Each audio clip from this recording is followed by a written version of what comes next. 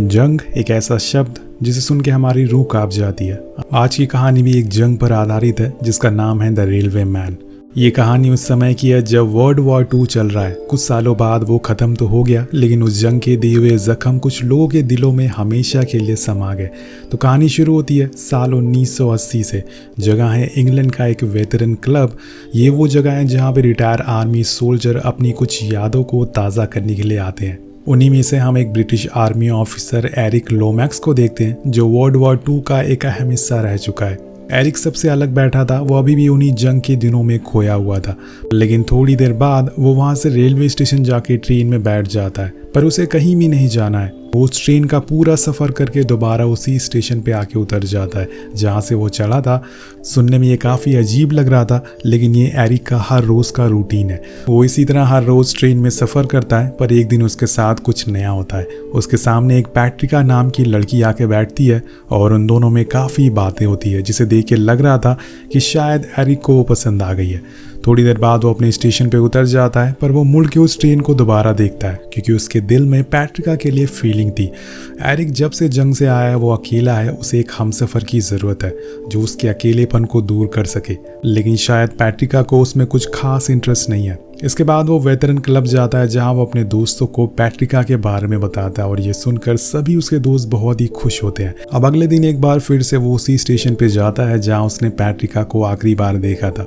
वो वहां उसका इंतजार करता है और उसे ढूंढने लगता है, लेकिन वो नहीं आती, जिसके बाद एरिक मायूस होकर जाने लगता है। लेकिन तभी उसे सामने से पैट्रिका आते हुए दिख जाती है। वो एरिक को देख के थोड़ा सरप्राइज होती है। उसे लग रहा था कि ये सब एक इत्तेफाक है, लेकिन एरिक के लिए ऐसा कुछ नहीं था।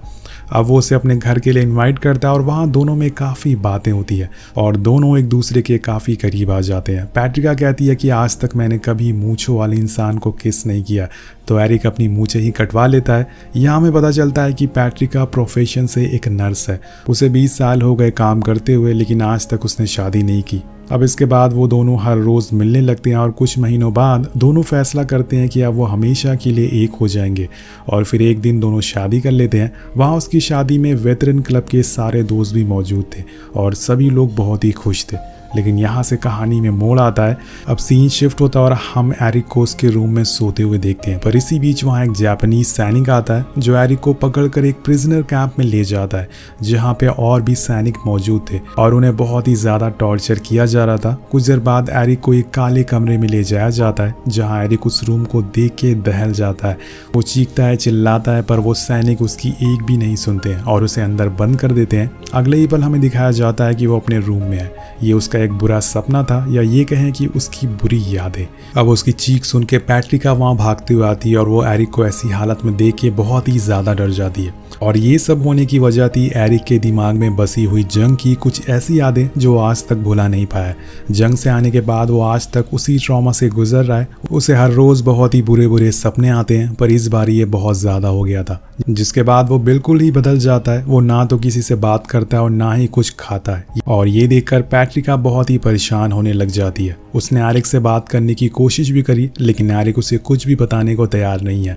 अब एक दिन वो ऐसे ही एरिक की रीडिंग रूम की सफाई कर रही होती है तो उसे वहाँ एक बुक मिलती है जो उसमें कुछ स्केचेस बने हुए थे जो कि काफ़ी दर्दनाक होते हैं। उन स्केचेस में काफ़ी सैनिकों को दिखाया गया था जिन्हें मारा जा रहा था और कुछ लोगों को तो शरीर में हड्डियाँ दिख रही थी। ये सब देख के वो पूरी तरह से दंग रह जाती है कि आखिर ये सब क्या है। कुछ दिन बाद इनके घर पे एक बिलिंग मैन आता है क्योंकि एरिक ने पिछले कुछ महीने से बिल पे नहीं किया था। वो आदमी पैट्रिका से ऊंची आवाज़ में बातें करता है जो एरिक सुन लेता है, जिसके बाद मानो वो बिल्कुल ही चेंज हो जाता है। वो एक चाकू से उसे जान से मारने की कोशिश करता है, लेकिन वहाँ खड़े लोग उसे रोक लेते हैं। अब ये सब पैट्रिका से देखा नहीं जा रहा था। उसे जानना था कि आखिर एरिक के साथ क्या हुआ था, और इसे जानने के लिए वो सीधा पहुँच जाती है वेटरन क्लब, जहाँ पर उसे एक फिनले नाम का आदमी मिलता है जो एरिक का बहुत अच्छा दोस्त है। वो उसे एरिक की हालातों के बारे में बताती है, पर वो उसे कुछ भी बताने से मना कर देता है। तब पैट्रिका कहती है कि मैंने 20 साल नर्स की नौकरी करी है, मैंने हज़ारों लोगों को दर्द से तड़पते हुए देखा है, लेकिन जो दर्द एरिक बर्दाश्त कर रहा है उसे देख के मेरे रोंगटे खड़े हो जाते हैं। आखिर एरिक के साथ क्या हुआ है, मुझे किसी भी हालत में सच्चाई जाननी है। और ये बोलते हुए वो रोने लग जाती है। तभी फिनले उसे सच बताना शुरू करता है। वो कहता है कि जब एरिक जंग से आया तो उसके साथ बहुत ही बुरी यादें थी, जिसे भुलाने के लिए उसने कॉलोनल सर्विस ज्वाइन कर ली, जिसके बाद उसे अफ्रीका भेज दिया गया। वो एक रेलवे लाइन बनाया करता था, पर जब से वो लौट के आया तो वो बिल्कुल ही बदल गया। ना तो वो किसी से बात करता है और ना ही अपने बारे में किसी को बताता है। उसकी ज़िंदगी में ट्रेन की बहुत अहमियत है, तभी वो बेवजह उसमें घूमता रहता है। अब कहानी पीछे जाती है साल 1942 में और जगह है सिंगापुर, जहां ब्रिटिश सरकार की हुकूमत है, लेकिन जापान ने उसे जंग में हरा के सिंगापुर को खुद के कब्जे में ले लिया है। जिसके बाद वहां अब जापानीज़ का कब्जा है, वहां उनका झंडा फहरा दिया जाता है। इसी बीच हमें एरिक को दिखाया जाता है जो कि एक इंजीनियर है। असल में उसका काम रेडियो सिग्नल सेंड करना होता है, लेकिन अब वो और उसके साथियों को एक नई जगह पर काम करने जाना है। वो जगह जापान के कब्जे में है और कुछ देर बाद उन्हें म्यांमार रेलवे स्टेशन पर उतारा जाता है, जहाँ पे एक रेलवे ब्रिज बनाया जा रहा है। अब यहाँ जो एरिक देखता है, उसे देखते ही उसके होश उड़ जाते हैं। लोगों से जानवरों की तरह काम कराया जा रहा था, उनके शरीर में सिर्फ हड्डियाँ बची थी और जो काम नहीं करता था उसे जान से मार दिया जाता था। लेकिन यहाँ पर इनकी किस्मत अच्छी होती है, ये लोग इंजीनियर थे और उन्हें ट्रेन इंजन बनाने का काम दिया जाता है। अब जापानीज सोल्जर सभी को एक नंबर देते हैं और एरिक का नंबर होता है 11। इसके बाद हम देखते हैं कि उसी रात एरिक का एक साथी कहता है कि मैं हार नहीं मानने वाला हूँ, मैं कुछ भी करके यहाँ से निकल जाऊँगा। वहाँ बैठे सभी लोग अपनी अपनी बातें रख रहे थे, तभी एरिक उन्हें एक मैप दिखाता है जो रेलवे का था। वो कहता है कि हम लोग इस समय थाईलैंड में हैं और यहाँ उसी ब्रिज को बनाया जा रहा है जो ब्रिटिशर्स ने बनाने की सोची थी, जो कि चाइना से इंडिया तक होने वाला था। और ये ब्रिज बनने से ब्रिटिशर्स को बहुत ही फ़ायदा होने वाला था। लेकिन ये ब्रिज पहाड़ियों से होकर गुजरता है, जिसमें हज़ारों लोगों की जान जा सकती है। इसी वजह से उन्होंने इस ब्रिज को बनाने का ख्याल अपने दिमाग से निकाल दिया। लेकिन जापानीज़ ने उसी ब्रिज को बनाना अब दोबारा से शुरू कर दिया है और उन्हें कोई फ़र्क नहीं पड़ता कि कितने लोग इसमें मारे जाते हैं। अब अगले दिन एरिक और उसके दोस्त एक रेडियो बनाते हैं कुछ स्पेयर पार्ट की मदद से। वो चुपके से बहुत सारे सामानों को चुराते हैं और इस रेडियो को फाइनली बना लेते हैं। तो इस रेडियो को बनाने के 2 मकसद थे। पहले तो वो बाहर क्या चल रहा है ये जान सके और दूसरा वो अपने साथियों को एक उम्मीद दे सके कि वो यहाँ से भाग सकते हैं। अब रेडियो बन जाता और चलने भी लगता है, जिसमें उन्हें पता चलता है कि रशिया जर्मनी को बस हराने वाला है और ये न्यूज़ पूरे कैंप में फैल जाती है, जिससे कि सारे लोग के अंदर एक जोश आ जाता है। पर पता नहीं कैसे ये न्यूज़ जापानीज़ को भी पता चल जाती है कि इन लोगों ने रेडियो बना लिया है। और इसके बाद वही होता है जिसका हमें डर था। जापानीज़ एरिक और उसके दोस्तों को पकड़ लेते हैं, जिन्हें एक साथ खड़ा कर दिया जाता है। वहाँ पर एक तकाशी नाम का जापानीज़ ऑफिसर था जो सबसे ज़्यादा क्रूर था।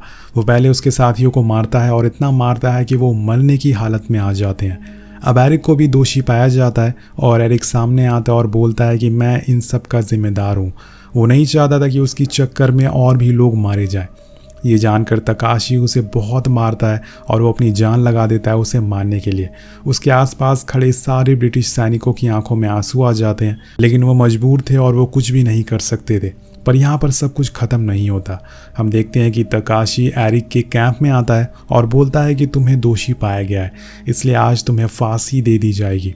पर अगर तुमने बता दिया कि तुमने वो रेडियो क्यों बनाया है तो हम तुम्हें छोड़ देंगे। और इसके बाद वो उसे अपनी बाइक के पीछे बांध कर उसे घसीटते हुए ले जाते हैं और उसे काले कमरे में ले जाके बंद कर दिया जाता है, जिसे सोच के आज भी एरिक की रूह कांप जाती है। जापानीज़ 2 हफ्ते के बाद उसे उसी हालत में कैंप में लाकर छोड़ देते हैं। पर अब एरिक वो पहले वाला एरिक नहीं रहा। उसके शरीर पे हर जगह चोट के निशान थे, पूरी बदन सिकुड़ चुकी थी। उसके साथी सोचते हैं कि वो मारा गया, लेकिन अभी भी उसकी सांसें चल रही थी। लेकिन यहाँ एरिक ने फिर भी नहीं बताया कि उसने रेडियो क्यों बनाया था और ना ही उसने ये किसी को आज तक बताया कि उन 2 हफ्तों में उसके साथ क्या हुआ था। चलिए अब कहानी प्रेजेंट में आती है। यहाँ फिनले ये सब पैट्रिका को बता रहा होता है, जिसे सुनने के बाद उसके रोंगटे खड़े हो जाते हैं। उसे यकीन ही नहीं हो रहा था कि एरिक ने इतना दर्द सहा है। फिनले कहता है कि एरिक को प्यार की ज़रूरत है जो तुम उसे दे सकती हो। पर अभी भी वो पहेली नहीं सुलझी, आखिर उन 2 हफ्तों में एरिक के साथ क्या हुआ था। अब पैट्रिका घर आती है और एरिक के साथ थोड़ा टाइम स्पेंड करने की कोशिश करती है, पर वो बिना कुछ बोले ही वहाँ से चला जाता है। एक दिन फिनले उसे मिलने के लिए बुलाता है और एक न्यूज़पेपर दिखाता है जिसमें तकाशी की फ़ोटो छपी थी और वो बताता है कि ये वही ऑफिसर है जिसने एरिक को टॉर्चर किया था, जो कि थाईलैंड में अभी एक टूर गाइड की जॉब कर रहा है और आज भी वो जिंदा है। और एरिक को ये जानने का पूरा हक है कि आज वो जिस हालत में है उसका दोषी आज भी जिंदा है। तुम अगर चाहो तो उसे ये सारी चीज़ें बता सकती हो। पर पैट्रिका कहती है कि मैं चाहती हूँ कि आप कल हमारे घर पर आएँ और इस बात को एरिक के साथ शेयर करें। अब अगले दिन वो उसके घर आता है और जब ये बात एरिक को पता चलती है तो वो कुछ भी रिस्पॉन्स नहीं करता। एरिक कहता है कि अब हम सोल्जर नहीं हैं, हम स्कूल टीचर हैं और रिटायर्ड सोल्जर हैं। मैं एक हस्बैंड हूँ और मुझे इन सब चीज़ों से कोई भी मतलब नहीं है। लेकिन फिनले चाहता है कि एरिक थाईलैंड जाए और तकाशी को उसी तरह से मारे जैसे उसने हमारे साथ किया है। वो एरिक से एक बार फिर पूछता है कि उस रूम में क्या हुआ था, लेकिन एरिक उसे कुछ भी नहीं बताता। इसके बाद वो लोग फिनले को रेलवे स्टेशन छोड़ने जाते हैं। लेकिन घर आने पर पैट्रिका को एक बहुत ही बुरी खबर के बारे में पता चलता है। उसे पता चलता है कि फिनले ने सुसाइड कर लिया है और ये सुनकर वो पूरी तरह से दंग रह जाती है और फ़ौरन जाके एरिक को बताती है। और ये खबर सुनकर वो कुछ रिएक्ट नहीं करता और अंदर से वो बिल्कुल टूट चुका था और बाहर से वो ऐसा दिखाने की कोशिश कर रहा था मानो उसे कुछ हुआ ही ना हो। दरअसल फिनले भी एरिक की तरह ही उस दर्द से जूझ रहा था जो कि अब उससे बर्दाश्त से बाहर हो चुका था।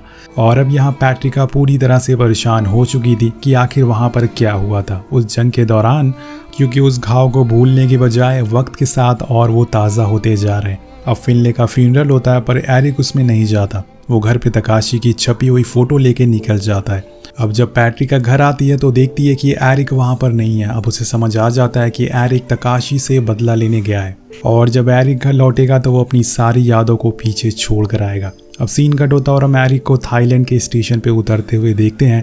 वो यहाँ बिना किसी को बताए तकाशी से मिलने आया था। उसकी ट्रेन उसी ब्रिज से होकर गुजरती है जो उसके साथियों ने खून पसीने बहा कर बनाया था। अब थाईलैंड में पहला कदम रखते ही मानो वो फिर से एक बार 1942 में चला जाता है। अब जैसे जैसे वो कदम बढ़ा रहा था हर चीज़ ताज़ा होती जा रही थी। वो वहाँ के एक म्यूज़ियम जाता है जहाँ उसी रेलवे ब्रिज बनाते हुए सैनिक शहीद हो गए थे, उनकी याद में स्टैचू बनाया गया था। यहाँ हम उसके हाथ में एक चाकू भी देखते हैं जो कि वो तकाशी को मारने के लिए लाया है। वो आज अपना सारा गुस्सा उस पर निकालने वाला है और थोड़ी देर बाद उसे तकाशी एक बुद्धा मंदिर में दिख जाता है जो एक टूरिस्ट गाइड की जॉब कर रहा था। वो उन टूरिस्ट को उसी कैंप में लेके जाता है जहाँ वो ऑफिसर हुआ करते थे।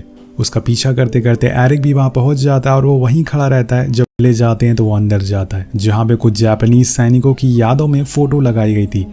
कुछ देर बाद वहाँ तकाशी आता है जो अब बिल्कुल बदल गया था और उसे देखकर ऐसा लग रहा था कि जैसे कि वो एक साथ हज़ारों दर्द से गुजर रहा हो। शायद ये उसका कर्मा है जो उसने ब्रिटिश सोल्जर के साथ किया था।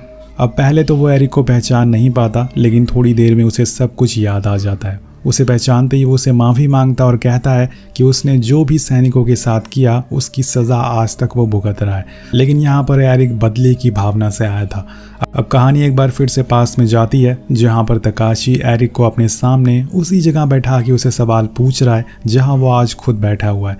वो बार बार उससे बस एक ही सवाल पूछ रहा था कि आखिर तुमने वो रेडियो क्यों बनाया है, और एरिक बस उसे एक ही जवाब दे रहा था कि मैंने बस वो बाहर की न्यूज़ सुनने के लिए बनाया था। वो बस एक रिसीवर रेडियो है, उसे किसी को संदेश नहीं भेजा जा सकता। मैं कोई जासूस नहीं हूँ। लेकिन तकाशी उसकी बात सुनने को राज़ी नहीं होता। वो उसे और टॉर्चर करता है और उसके साथ कुछ ऐसे काम होते हैं जो बताए नहीं जा सकते, बस उसे एरिक ही महसूस कर सकता है। इसके बाद तकाशी उसे बाहर लाता है और वहाँ लिटा के उसे खूब मारता है। एरिक चिल्लाता है पर यहाँ उसकी सुनने वाला कोई भी नहीं था और इसके बाद वो उसे एक पिंजरे में बंद कर देता है और कई दिनों तक भूखा रखा जाता है। साथ साथ में उस पिंजरे में चूहे भी छोड़ दिए जाते हैं जो एरिक के हर हिस्से को नोच डालते हैं। लेकिन यहाँ भी जापानीज नहीं रुकते। वो आखिर में उसे काले कमरे में ले जाते हैं जिसकी झलक आज भी एरिक को डरा देती है। हर रोज़ वो लोग उसके साथ ऐसा ही करते हैं और 2 हफ्तों के बाद 1942 में ब्रिटिश सैनिक एक बार फिर थाईलैंड पे अपना कब्जा कर लेते हैं, जिसके बाद सारे ब्रिटिश सैनिकों को छुड़ा लिया जाता है। वो लोग तकाशी को भी पकड़ लेते हैं पर उसे अच्छी इंग्लिश आती थी और वो ब्रिटिश सैनिकों से झूठ बोलता है कि वो एक ट्रांसलेटर है और उसने किसी को भी नहीं मारा है। उन लोगों ने उसे यहाँ जॉब पे रखा था और ये झूठ बोल के वो सज़ा से बच जाता है और उसके साथ ही समझ जाते हैं कि तकाशी एक गद्दार है। उसके बाद वहाँ सालों तक खुदाई चलती रहती है और जहाँ पर हज़ारों ब्रिटिश सैनिकों की डेड बॉडीज़ मिलती है जो देखने में काफ़ी दर्दनाक मंजर होता है। लेकिन ये सारी सच्चाई छुपा कर तकाशी बच गया था। पर एरिक और फिनले जैसे हज़ारों सैनिक आज भी उन दिनों को याद करके सहम जाते हैं। अब कहानी एक बार फिर से प्रेजेंट में आती है जहां तकाशी कहता है कि मेरे पोस्ट के दौरान जितने भी सैनिक मरे या फिर मैंने उनको मारा, उनके चेहरे आज भी मुझे याद है। मैं सालों से सो नहीं पाया हूँ और हर रोज़ मैं ऊपर वाले से माफ़ी मांगता हूँ, लेकिन वो शायद मुझे कभी माफ़ ना कर पाए। और यहाँ पर एरिक के मन में बदले की आग जल रही थी वो सेम उसी तरह से उसका हाथ रखता है जैसे कि सालों पहले तकाशी ने उसके साथ किया था। पर यहाँ पर वो उसके हाथ को नहीं तोड़ता क्योंकि एरिक उसके जैसा नहीं है, लेकिन वो उसे घसीट कर बाहर ले जाता और उसी पिंजरे में बंद कर देता है जहाँ एरिक को सालों पहले बंद किया गया था। और इसके बाद आखिरकार पूरे 45 साल बाद वो उसी काले कमरे में दोबारा जाता है जहाँ वो अपने उन 2 हफ्तों को याद करता है। यहाँ आखिरकार हमें पता चलता है कि उसके साथ उन हफ्तों में क्या हुआ था, क्यों वो उस कमरे को देख के इतना ज़्यादा डर जाता है। कहानी पास में जाती है, हम देखते हैं कि जापानीज़ उसे वहाँ लिटा देते हैं। पहले तो वो उसे खूब मारते हैं और उसके मुंह में पानी भर देते हैं और एरिक लगातार चिल्लाता रहता है कि मदर आप मेरी मदद क्यों नहीं कर रही हैं। और वो उसे एक ही सवाल पूछते थे कि उसने वो रेडियो क्यों बनाया, जिसके जवाब में एरिक एक ही जवाब देता था और इसी तरह से उसके साथ यही सब 2 हफ्तों तक चलता रहता है। अब एरिक और ज़्यादा दर्द बर्दाश्त नहीं कर सकता, इसलिए वो उन्हें एक सच बताता है। वो कहता है कि जब तुम जापानीज़ ब्रिज बना रहे होगे तो अमेरिका तुम्हारे शिप डिस्ट्रॉय कर देंगे, जिसकी वजह से जापान में फूड की शॉर्टेज हो जाएगी और तुम्हारे लोग भूखे मरने लगेंगे और फिर अमेरिका तुम्हारा ब्रिज, तुम्हारे रोड सब कुछ बर्बाद कर देगा, जिससे तुम्हारी फैमिली भूखी मर जाएगी। और यही सारी चीज़ें मैंने रेडियो पर सुना था। लेकिन तकाशी कहता है कि तुम झूठ बोल रहे हो, तुम्हारी आर्मी हार रही है, तुम लोग कुत्ते की तरह सरेंडर करोगे, अपनी हालत देखो, जैसी तुम्हारी हालत है मैं तुम्हारी आर्मी की भी वैसी हालत कर दूंगा। अब ये सारी चीज़ें सोचकर एरिक की आंखों से आंसू आ जाते हैं और वो बाहर आता है और तकाशी के साइड में बैठ के फिनले के बारे में उसे बताता है कि वो चाहता था कि मैं तुम्हें जान से मार दूं। तकाशी कहता है कि मैंने हर रोज़ खुद को उसी तकलीफ़ में महसूस किया है जो मैंने तुम लोगों को दी थी, लेकिन फिनले सही था, मुझे मार डालो, शायद मुझे ऊपर वाले ने इसी दिन के लिए ज़िंदा रखा है। लेकिन एरिक ऐसा नहीं करता, वो उसे आज़ाद कर देता और उसे पता लग गया था कि अब ये तकाशी वो पहले वाला तकाशी नहीं है। वो और मैं दोनों ही अंदर से खोखले और बेजान हो गए हैं और ऐसे लोगों को मार कर कोई भी फ़ायदा नहीं है। वो वहाँ से उसी ब्रिज पर जाता है और अपने उस चाकू को फेंक देता है। अब यहाँ से वो सीधा अपने घर जाता है जहाँ एरिक ने आज महीनों बाद पैट्रिका को गले से लगाया था। वो समझ जाती है कि जैसे उसने सोचा था वैसे ही हुआ है। एरिक ने अपनी बुरी यादों को पीछे छोड़ दिया है। कुछ दिन बीत जाते हैं पर अब सब कुछ सही होने लगता है। के बाद एरिक अपने सबसे अच्छे दोस्त फिनले को बहुत याद करता है और कुछ दिन बाद एरिक के पास तकाशी का एक लेटर आता है जिसमें लिखा था, डियर एरिक लोमैक्स, मैं तुम्हारे चेहरे को आज तक भूल नहीं पाया हूँ।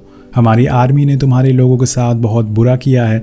जंग खत्म हुए बहुत समय बीत चुका है, लेकिन आज भी मैं तड़प रहा हूँ। मैं तुम्हें कभी नहीं भूलूंगा। तुम्हारा हाथ, तुम्हारी आंखें, हो सके तो मुझे माफ़ करके मेरी पीड़ा को दूर कर दो। ये लेटर एरिक पैट्रिका को दिखाते हुए कहता है कि मुझे एक बार फिर से थाईलैंड जाना होगा, पर इस बार तुम भी मेरे साथ चलना। अब सीन कट होता है और हम एरिक को उसी जगह खड़ा हुआ देखते हैं जहाँ उसने पहली बार काम किया था। वहाँ पर तकाशी भी आता है और उसे जापानीज रिवाज से उसके सामने झुककर उसे सम्मान देता है और नम आंखों से उसे माफ़ी मांगता है। अब एरिक उसे वही लेटर देता है और कहता है कि मुझे पता है कि जिस तरह सालों मैं दर्द में था, तुमने भी बहुत दर्द झेला है। ये सुनकर तकाशी उसे गले से लगाकर रोने लगता है और एरिक ने तकाशी को माफ़ कर दिया था, क्योंकि अगर कोई इंसान किसी को माफ़ कर दे तो उसका दिल बहुत ही बड़ा होता है और ये एरिक ने करके दिखा दिया था। और ये देखकर दूर खड़ी पैट्रिका रोने लगती है और इसी खूबसूरत अंत के साथ ये कहानी ख़त्म हो जाती है।